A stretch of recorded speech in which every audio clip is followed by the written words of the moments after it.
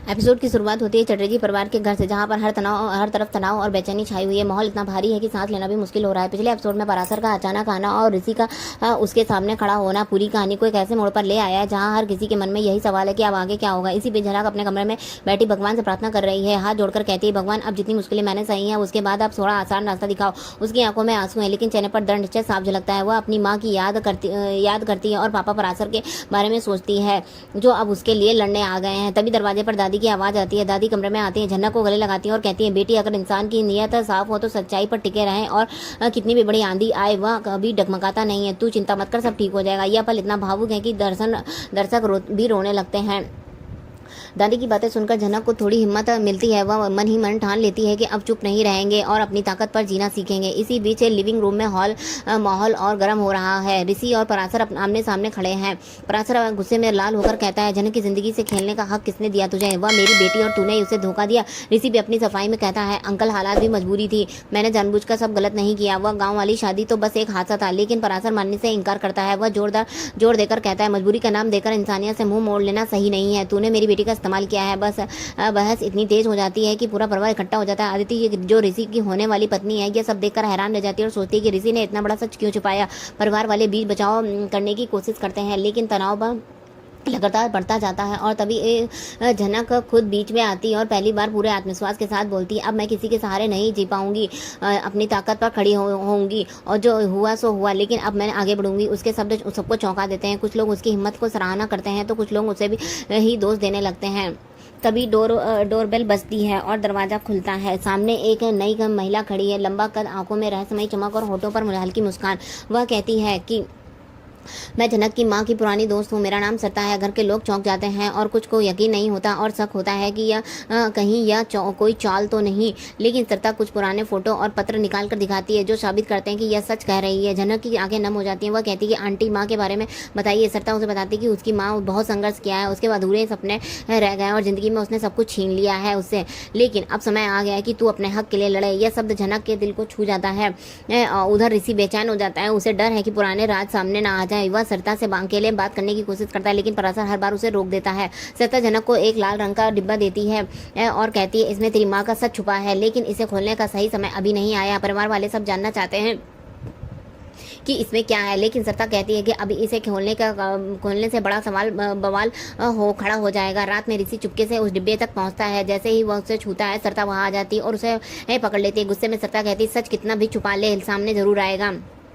ऋषि आग बबला हो जाता है और मन ही मन सोचता है कि यह औरत कौन है जो उसके सारे प्लान खराब कर देगी। इसी बीच कहानी और पेचीदा हो जाती है। वह ऑफिसर जिसने आदिति को बताया था कि गांव में ऋषि और झनक की शादी हुई थी, इस मामले को और बड़ा बना देता है। आदिति पूरे परिवार को यह सच बताती है कि मामला पुलिस तक पहुंच जाता है। अब घर का निजी झगड़ा कानून के हाथ में चलता है। पुलिस कमेटी बैठी है जहाँ पराशर समेत पूरा परिवार मौजूद रहता है। ऑफिसर सख्ती से पूछता है, क्यों गाँव की लड़की है जो ऋषि की बीवी है घर में नौकरानी बनकर रह रही है। आदिति गुस्से से कहती है कि उसकी जिंदगी के साथ खिलवाड़ हुआ है। परिवार वाले भी सोचने लगते हैं जहाँ समाज में उसकी बदनामी होगी। सबकी नजरें झनक पर टिक जाती हैं। ऑफिसर पूछता है, सच क्या है, क्या शादी हुई थी? यह पल झनक के लिए सबसे बड़ा इम्तिहान बन जाता है। अगर वह सच बोल देगी तो ऋषि पर धोखा और शादी छुपाने का केस लगेगा, उसका करियर बर्बाद हो जाएगा। अगर चुप रही तो हमेशा नौकरानी की तरह जीना होगा। उसकी आंखों में आंसू बहने लगते हैं लेकिन वह खुद को मजबूत बनाकर, मैं सिर्फ काम करने आई हूँ, मैंने कोई शादी नहीं हुई थी। पुलिस वहां से चली जाती है और घर में सन्नाटा छा जाता है। अदिति नाराज होकर पूछती है, झनक ने सच क्यों नहीं बोला? लेकिन ऋषि समझ जाता है कि झनक ने उसे बचा लिया। वह पहली बार झनक से त्याग से बहुत भावुक हो जाता है। रात को वह झनक के पास जाकर आंखों में देखते हुए बिना कुछ कहे थैंक यू कह देता है। झनक हल्की मुस्कान देती है। दर्शकों को लगता है कि अब उनका रिश्ता एक नई दिशा में जाएगा, लेकिन अदिति के मन में एक शक का बीज पड़ चुका है।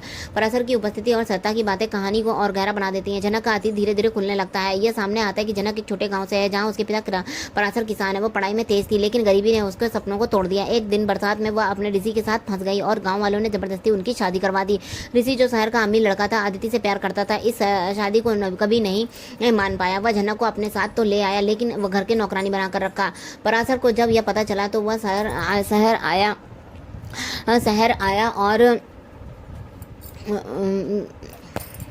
और ऋषि से कहा कि मेरी बेटी को उसका हक दे, लेकिन ऋषि ने साफ कह दिया कि उसकी शादी ऋषि से फिक्स हो चुकी है और वह गांव वाली शादी को नहीं मानता। पराशर गुस्से में आगुला हो जाता है और बोला कि यह लड़ाई अब खुले तौर पर लड़ी जाएगी। मुखिया जी ने कहा कि झनक अब उनकी बेटी है और उसका अपमान बर्दाश्त नहीं किया जाएगा। ऋषि यह सुनकर भाग जाता है और सोचता है कि यह सब उनके प्लान के खिलाफ क्यों हो रहा है। अगले दिन अगले दिन पुलिस फिर घर आ जाती है और ऑफिसर कहता है कि अगर शादी ऋषि स्वीकार कर ले तो मामला खत्म हो सकता है, लेकिन ऋषि साफ कह देता है कि वो आदित्य से ही प्यार करता है और उसी से शादी करेगा। परिवार दो हिस्सों में बढ़ जाता है। इसी बीच जनक लगातार अपमान और तीनों तानों का सामना करती रहती है। अदिति और अनिरुद्ध उसके लिए कठोर शब्द बोलते हैं, लेकिन वह सब सहती रहती है। हालत यह हो जाती है कि दादा भाई को ब्लड देने के बाद भी वह और कमजोर हो जाती है। एक दिन सड़क पर चलते हुए अचानक बेहोश होकर गिर जाती है। राहगीर उसे अस्पताल ले जाते हैं। डॉक्टर बताते हैं कि यह कमजोरी और लगातार तनाव का नतीजा है। इधर चटर्जी परिवार में खुशी खुशी रिंग्स एक्सचेंज की तैयारी हो रही होती है, लेकिन तभी एक फोन आता है कि जनक अस्पताल में है। यह खबर सुनकर ऋषि का चेहरा बदल जाता है। वह सोचता है कि आज उसका बड़ा दिन था, लेकिन जनक ने उसके लिए कितना कुछ किया। वह सच छुपाया, उसका करियर बचाया और दादा भाई की जान बचाई। ऋषि की आत्मा उसे पुकारती है कि वह जनक के पास जाए। वह सगाई अधूरी छोड़ देता है। अदिति हैरान रहकर पूछती है, आप क्या कर रहे हो?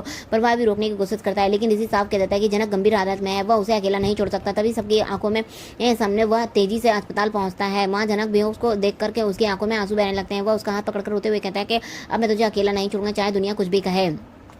धीरे धीरे कहानी नए मोड़ पर आती है। ऋषि जनक का साथ देने के लगता है। वह उसकी पढ़ाई और पहचान बनाने में मदद करता है। जब जनक मुस्कुराकर उससे पूछती थैंक यू, लेकिन क्यों, तो ऋषि जवाब देता है कि क्यों, तूने मुझे बचाया था, अब मेरी बारी है तेरे साथ खड़े होने की। अदिति को उन दोनों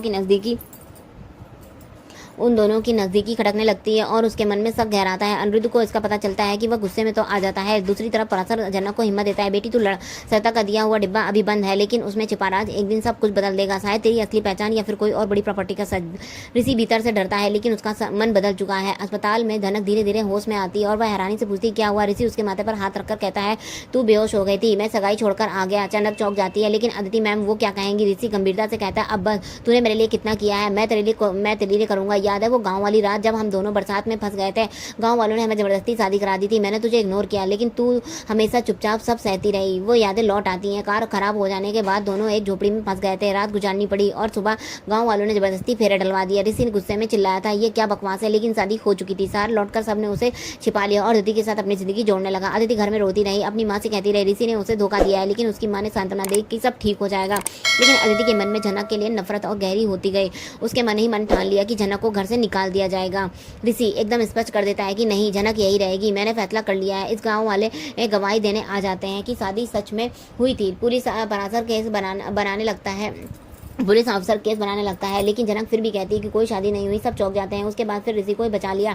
उसकी आंखों में उसकी माँ की यादें तैरती हैं। बचपन में माँ ने कहा था, बेटी बड़ा बनना, अपने पैरों पर खड़ा होना, डांस सीखना सजा का सपना था, डांसर बनने का लेकिन गरीबी ने रास्ता रोक दिया था। अब ऋषि कहता है, तू डांस कर, मैं मदद करूंगा। आखिरकार वो डिब्बा खुलता है, अंदर से माँ का लेटर निकलता है। उसमें लिखा है, जनक तू मेरी असली वारिस है, यह सारी प्रॉपर्टी तेरी है। पूरा परिवार हैरान रह जाता है। ऋषि के दिल में उलझन पैदा होती है, अब क्या होगा। अदिति जलन से भर जाती है। अनिरुद्ध गुस्से में आ जाता है और लेकिन पराशर की आंखों में खुशी तैरने लगती है। डिब्बे से एक पुरानी फोटो भी निकलती है, जिसमें साफ दिखता है कि ऋषि का पिता जनक की मां को जानता है। अब मामला और गहराता है। यह सिर्फ शादी का घर, इज्जत का सवाल नहीं रह गया। ये पुराना राज जो पूरे परिवार को हिला सकता है। चटर्जी हाउस जो हमेशा शान और ऐसो आराम का प्रतीक रहा है, अब तूफान के बीच खड़ा है। लिविंग रूम में सोफे पर बैठी जनक हाथ जोड़कर भगवान से प्रार्थना कर रही है। आंखें बंद है पर होठ कांप रहे हैं। भगवान जी, अब और मुश्किलें मत देना, पहले गाँव की गरीबी और अब यह शहर का ड्रामा, बस थोड़ी शांति दे दो।